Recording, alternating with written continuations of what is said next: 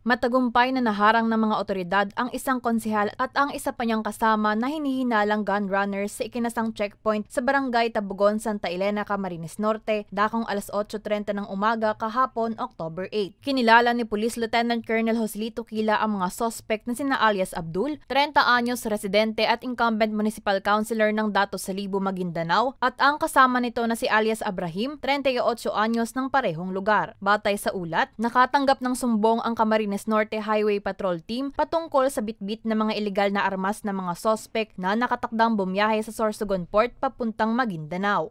Narration ni Kagawad, 4 to 5 days ago pa sila sa somewhere in Maharlika, Taguig. So kung gano'n po yung lugar na yun, kung di ako nagkakamali, yun yung parang Muslim area sa Manila, sa Taguig. And parang sabi niya ay talagang bumili lang siya ng baril at pabalik na rin ng Mindanao nung aking masabat po. Naman niya na yun ay binili ng walang dokumento, kumbaga illegal na pagbili, base sa kanyang narration kahapon. So, pag kita rin naman, obvious yung kanyang baril na yung aming nakitang baril ay hindi naman siya brand new, kumbaga used, pero buo kasi kompletong uri ng baril. Isang high-powered po yung isa at isang 9mm short firearm.